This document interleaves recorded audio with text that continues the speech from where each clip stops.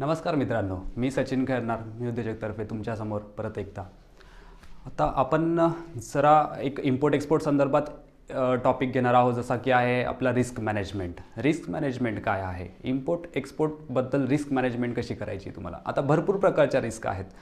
याच्यात आहे तुमच्या कस्टमरचे रिस्क आहेत, जर की इकडनं तुमचे काही गुड्स गेले तर तुम्हाला तिकडून पैसे रिटर्न येणार आहेत की नाही आहेत.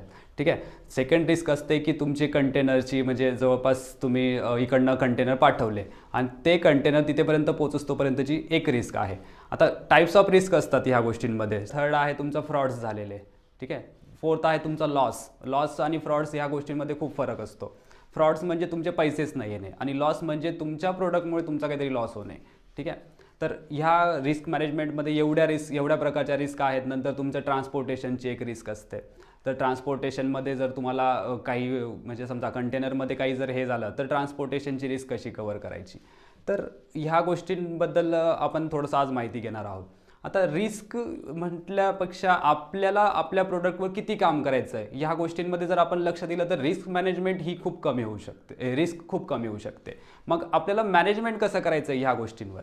तर रिस्क जवळपास बघा, एक्सपोर्टमध्ये रिस्क आहे, इम्पोर्ट एक्सपोर्ट या बिझनेसमध्ये रिस्क आहे, पण आपण ते ओव्हरकम करू शकतो. आता कसं करू शकतो, तर ह्या गोष्टींसाठी तुमच्याकडे एजन्सीज असतात, जसं ECGC आहे, एक्सपोर्ट क्रेडिट गॅरंटी कॉर्पोरेशन.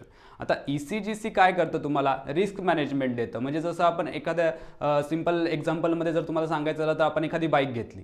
आता बाईक घेताना आपण इन्शुरन्स घेतो. सेम कन्सेप्ट आता ही एक्सपोर्टमध्ये. आपण जेव्हा कंटेनर पाठवतो तेव्हा त्याच्यावर इन्शुरन्सेस अप्लाय करू शकतो आपण. ठीक आहे.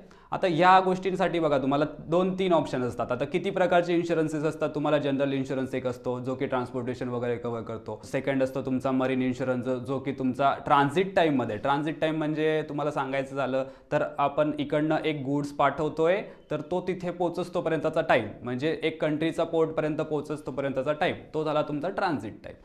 आता ट्रान्झिट टाईममध्ये जर तुमचा काही इश्यू झाला, म्हणजे जवळपास सीमध्ये, आता सी कन्झायमेंट बाय सी जर कन्झायमेंट जाणार असेल तर तुमचा ट्रान्झिट टाईमचा पिरियड असतो. ठीक आहे. बाय एअर जाणार असेल तर तुमचा एअर शिपमेंटचा टाईम असतो. ठीक आहे. तर ट्रान्झिट टाईममध्ये जर काही तुमचा प्रॉब्लेम येणार असेल तर त्यासाठी मरीन इन्शुरन्स असतो बाय सीटसाठी. आता ह्या गोष्टींमध्ये मरीन इन्शुरन्स पण कव्हर होतो. नंतर मग तुमचा थर्ड इन्शुरन्स टाईप आहे तुमचा ECGC. आता ECGC काय मरीन इन्शुरन्स नाही कव्हर करत किंवा जनरल इन्शुरन्स नाही कव्हर करत. ECGC तुमच्या बायर संदर्भातला एक जी रिस्क आहे ती कव्हर करते. ठीक आहे. तर ह्या अशा 3 टाईपच्या रिस्क असतात की जवळपास तुम्हाला ह्या सगळ्याच गोष्टींमध्ये एक सिक्युरिटी देतात. जसं जनरल इन्शुरन्समध्ये तुम्हाला ट्रान्सपोर्टेशनची सिक्युरिटी मिळून जाते. सेकंड म्हणजे तुमची मरीन इन्शुरन्समध्ये तुम्हाला ट्रान्झिट टाईमची सिक्युरिटी मिळून जाते. थर्ड म्हणजे तुमचं ECGC आहे, तर ECGCमध्ये तुम्हाला बायरची सिक्युरिटी भेटते.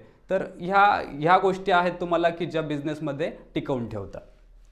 सेकंड आता गोष्ट, आपण इम्पोर्ट करताना ह्या गोष्टींची काळजी कशी घ्यायची. आता इम्पोर्ट करताना आपण कोणी समोरचा सेलर आहे किंवा आता आपण या गोष्टींमध्ये इम्पोर्टर होतो म्हणजे बायर होतो आणि समोरचा सेलर होतो, एक्सपोर्टर होतो. तर ह्या गोष्टींमध्ये इम्पोर्टमध्ये तुम्हाला रिस्क कशी कव्हर करायची. समजा तिकडून जर आला, तुम्हाला एक प्रोडक्ट आला ज्याचे तुम्हाला काहीतरी इन्फॉर्मेशन वेगळी आली आणि प्रोडक्ट दुसरा आला आहे. ठीक आहे. तर ह्या गोष्टींमध्ये मॅनेजमेंट कशी करायची आहे. तर ह्या गोष्टींमध्ये तुम्हाला जसं आता bureau of Indian standard BIS certificate आहे. तर ब्युरो ऑफ इंडियन स्टँडर्ड आपण कधी इकडनं एक्सपोर्ट करताना ब्युरो ऑफ इंडियन स्टँडर्डचे सर्टिफिकेट, जसं BIS सर्टिफिकेट म्हणतो.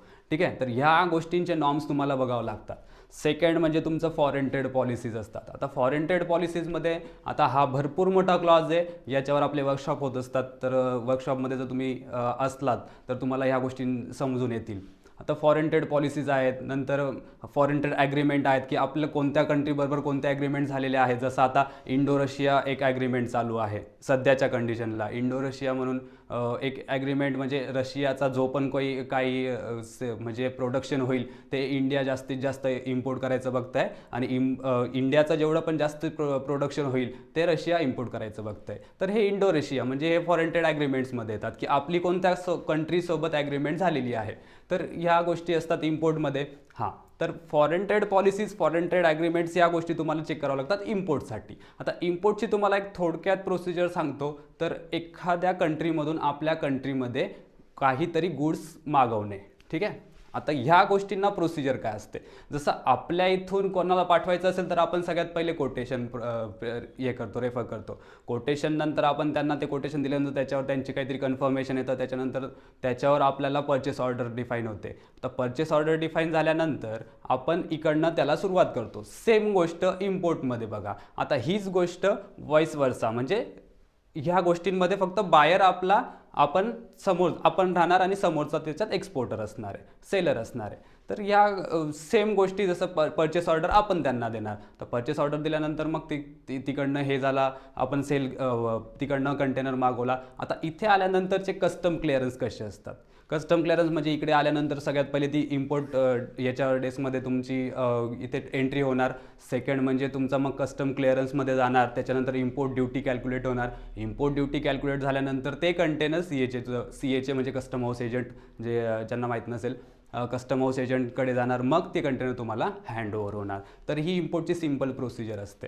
तर ह्या अशा एवढ्या प्रोसिजर असतात ज्या की इम्पोर्टमध्ये मॅनेजमेंट कशी करायची आहे, एक्सपोर्टमध्ये मॅनेजमेंट कशी करायची आहे. त्याच्यानंतर तुम्हाला टर्म्स कोणते ठरवायचे आहेत, पेमेंट टर्म्स असतात. जसं की आता तुम्हाला बऱ्याच जणांना एक्सपोर्टमध्ये ॲडव्हान्स पेमेंट पाहिजे आहे, कारण रिस्क मॅनेजमेंटमध्ये हा प्रकार सगळ्यात मोठा असतो की तुम्ही पाठवून तर देणार पण पैसे येणार नाही.